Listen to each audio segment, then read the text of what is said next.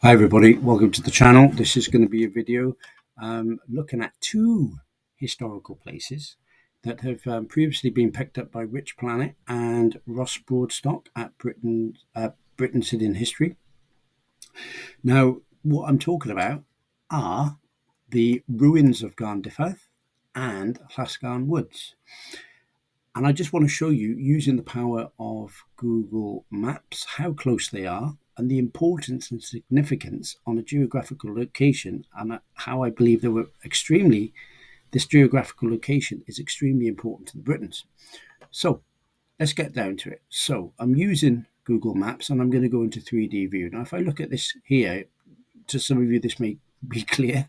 It's Southern Cymru. It's the valleys leading out to Monmouthshire, modern day Monmouthshire, and then we've got the flats over to Loira or to England. And what we see here is this, okay? We went back in time. Obviously, this is going to be the kingdoms of Morgannwg and Gwent.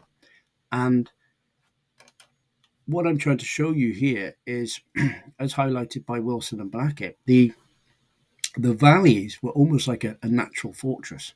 And I think they use the term in one of their books, the spindle and wheel, where they have natural fortifications around the valleys, almost like you could almost say like a defensive wall or lookouts for post, but it was easily defensible. Now, where Garndiffaith and Lasgarn Woods are situated is really at the first defensive wall line. All right, and I think this is a very important and significant area. So if I come out of Google Earth and just zoom in, you can see that if I was looking towards the valleys, I can see really the first defensive wall line, natural defence wall line. And this is really the first, what we call modern valley in Wales. Okay, the first of the valleys. And this is where Garndiffaith and Lasgarn Woods are situated. So where are they? Well, I'm looking at the locations here. So here we have the village of Garndiffaith. There we are. And here, in this area here, is where the ancient ruins are. Okay, these are the Garndiffaith ruins, and there's like a natural wall, which in newer times they in the industrial times they then started to look to build a railway line, and now it's a subsequent cycling line, as you can see here. But around this area is a natural wall, ancient wall. I say natural, ancient wall, and in these woods are a number of potential ancient ruins. I do believe they're ancient ruins, but there's some doomsayers there. They'll try and attribute them to modern industrial times, but let's talk about that in a minute. But in here, that's where Ross and Rich Planet had highlighted where those Garndiffaith ruins were, and it's in that woodland by there. Now, where is Lasgarn Woods? Where is the place where the British kings were potentially buried? Well, they are here. All right. Now, I've been to this place many times before. Okay, it's this area here, and this is really quite significant. It's quite a spooky area, and there's also some quarrying that has been done in modern times. So if you do come up here, be very careful, because if you've got children, it can be very dangerous. But in this area, there are a number of burial mounds and a number of potential sites of where the British kings were buried. It's a very spooky and eerie piece of woodland when you walk around it. And so, one of the things I would do is, when you come up here, like you said, you've got to be brave to walk around it. So let's have a look at the significance of this. Okay. Now, if I zoom in this way, right, we can see that if you look from Garndiffaith downwards, you've got a very good view of the Snaking Valley that leads out to the Monmouthshire Plains, and then it goes across, and you can see the channel, what we call the Bristol Channel, onto what we now call England, or Loira. And if I scroll in very slightly, do you remember there was a number of topics in the videos where they talk about the roundabout, and they talk about this very strange roundabout that they couldn't get built at the time? Well, if I just go in, just come up here.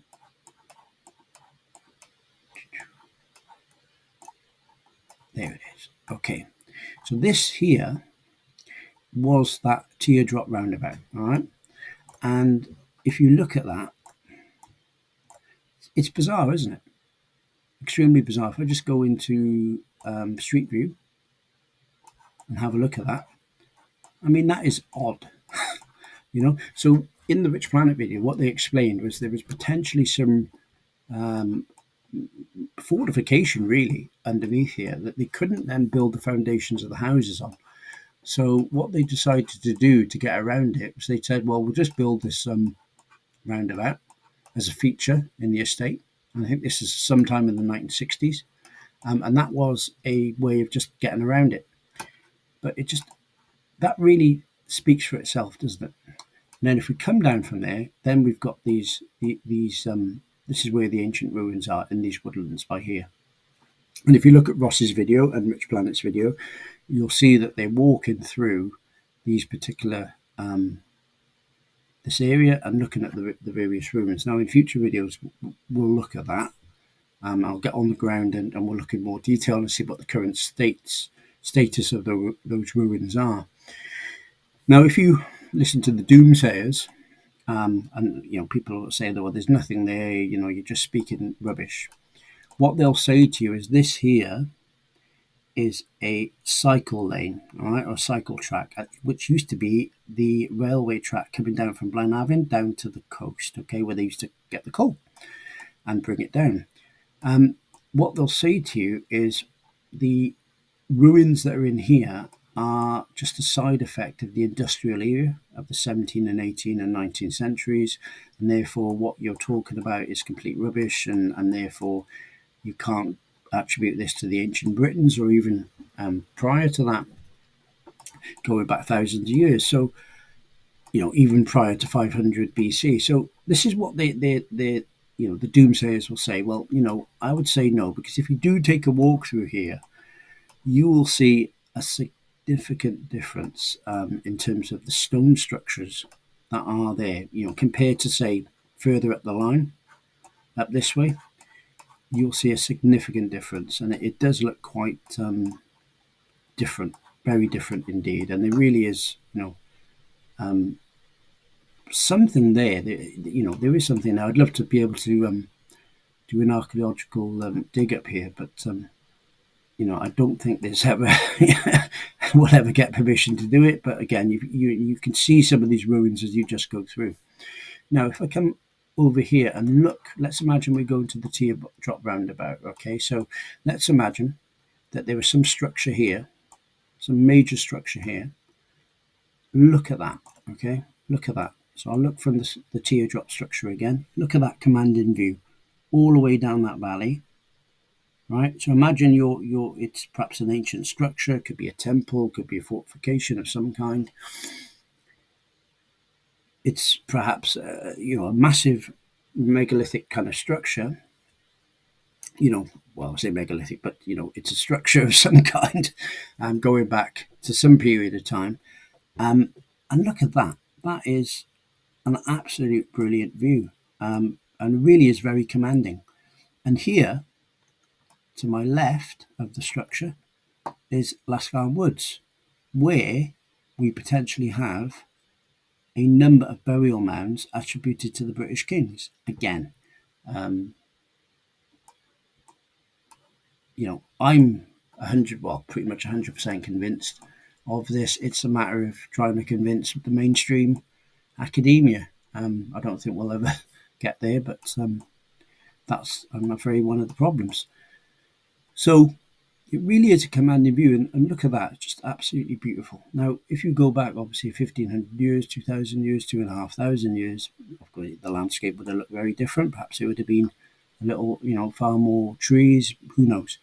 So one of the things that people will say is, okay, why did they build there and there? Why didn't they build a more commanding view up here? Or if I go to the left, up here, right, up on there. Well, if you're from this area, and I was actually born in Pontypool, there are microclimates, and there's a lot of microclimates. So if you're down in Garndiffaith, in Talawane, in Vartag, it's actually a lot warmer in this area than it is up here. Just a few hundred meters makes a lot of difference in the climate.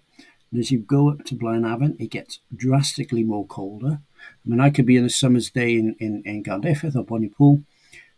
I'd go up 2 or 3 miles up that track, and it's grey, it's windy, it's sleeting. It's a complete and different climate. So if you're going back even 1,500 years, 2,000 years, 2,500 years, it makes more sense that you would build your structure around here, have that commanding view of the valley, and this is where you would have your burial sites for the British kings. So again, I think this is really a major area of archaeological significance, potentially going back thousands of years, utilised then by the British. Very, very, I think, an important area. And look, if I come out here, I scroll down, we come out to the Bristol Channel, sorry. It's, again, a major, I think, significant area. Again, will mainstream archaeology or the British government ever be interested? Who knows? Who knows? But again, if you're up here, again, it's easy to get to. You just get up to Pontypool, you go up to Garndiffaith, there's plenty of places to park. Actually, some around here is actually good parking, and then you can walk either behind the school or you walk up this way, up the track, and then you can get onto the woodland that way.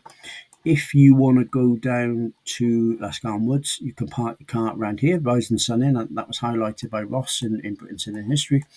And then you can walk from Rising Sun Inn over to the woods. And then, like I said, just be a bit careful because they've got a lot of quarrying going on around there, or they had quarrying going on over certain periods up further up. So if you've got children, just be a bit careful. But this area is very eerie, very spooky. But again, it really is a wonder to behold.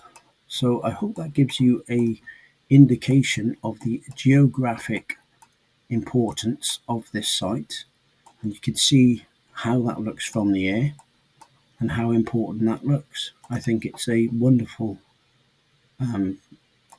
really wonderful discovery, and it's been brought to light by I think Anthony Williams, the workman who originally did this in the 60s. Followed up by Rich Planet, and then it was followed up yet again by numerous people, including Ross from Britons in History, and of course the Britons in History channel is still going strong. So please go to that channel, and I will put the links of the videos in the description below.